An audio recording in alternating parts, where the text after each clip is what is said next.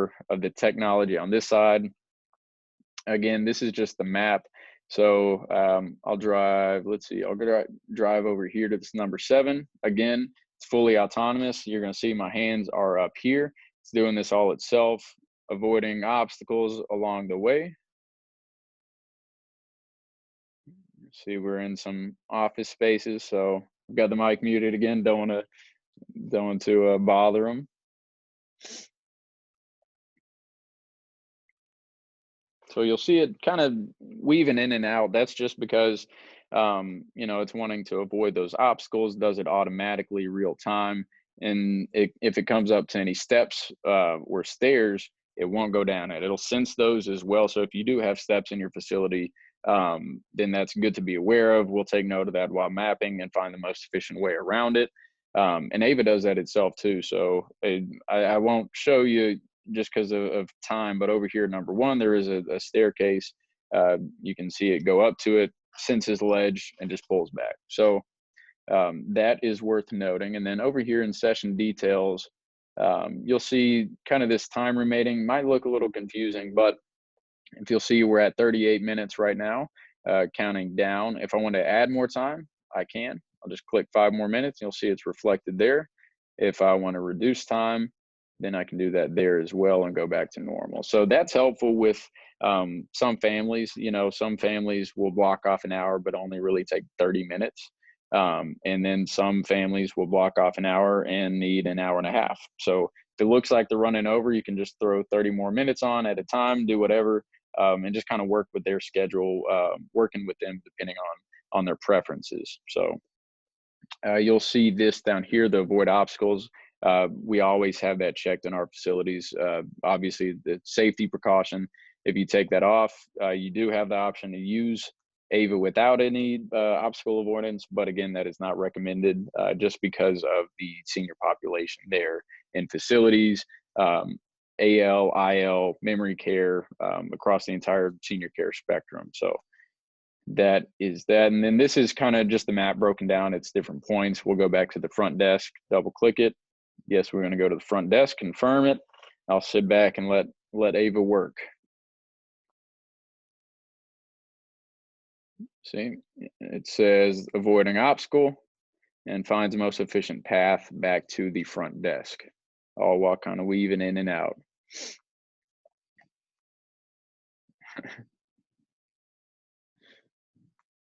So it's working around the stool right now. There we go. Go back to it.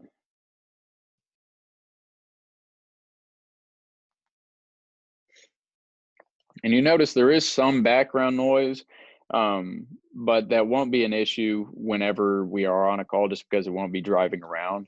And again, even in person, it's not loud at all. It seems to be a little bit amplified here, but again, you won't need to worry about it, just because whenever you are having interaction with a resident, whether it be a family interaction or telemedicine interaction, or even one-on-one activities programming, that won't be an issue. We're not driving around.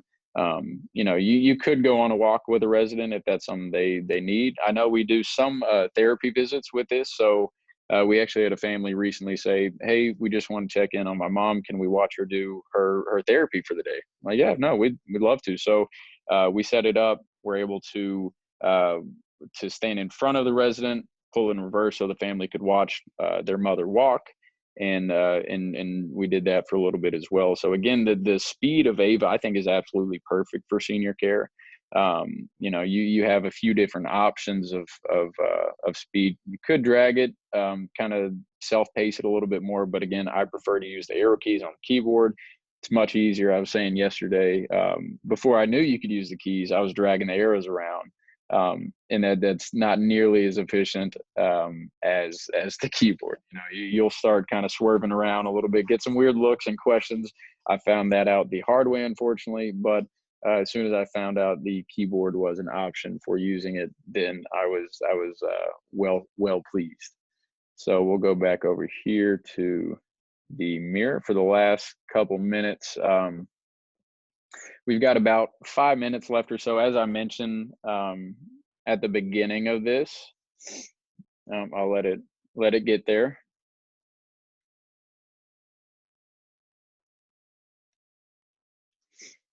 So as I mentioned at the beginning of this, we'll host a Q&A. So if you have any questions right now, feel free to please drop them in the chat.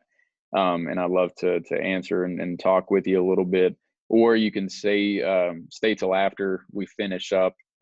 So we got about 5 more minutes, and then we'll just do a Q&A session in Zoom itself. So I'll be free and available until 2 o'clock for one-on-one discussions. If you want to learn more, I'd be happy to answer any in-depth questions more on the operation side, how we're using it, and more kind of in-depth questions. Again, I wanted to use this as kind of a bird's eye view, high level overview of AVA and how to really use it in senior care homes. Again, one of the main things, people kind of ask about is um, how residents handle it. They see a robot driving by itself, and they're like, "Oh my gosh, what did?" They some kind of look at it funny. Some people don't know how to react. Other people immediately think the Terminator and iRobot movies, and they're worried. Um, but after the first interaction, if you pull up to a resident and you're showing your face on there and you say hello to them, ask them about their day, ask them what they're up to, what activities they're doing, what activities they like, they get comfortable very quickly, as I think you will too. Looking at this interface that's on my screen right now, it's very simple, and it looks even more simple whenever I remove the map. So you've just got the movement controls, volume, sit, stand, and tilting of the angle of the camera. So very easy to use. It's high tech in theory. Then whenever you get onto it, it looks very, very basic, very simple to use, which again is perfect for senior care homes. Great for the residents. They don't have to touch it. They don't have to press any buttons. They don't have to adjust the volume. It doesn't require anyone in there in their rooms to help out with any of that. We can just pull in and let the families connect. If the family wants it a little bit louder, if they're having trouble hearing, then we can turn it up as well. Again, if the family or telemedicine provider wants a closer look, if they're doing some type of eval, especially again in the rehab section, then we can zoom in right here using these buttons. I'll show you again. There I am. Again, sorry, you got to look at that mean mug. Look at how zoom in that goes. And of course, it gets a little more sensitive, but then reset it, and I'll go back to front facing, forward, zoomed out as it was before. So let me check the chat.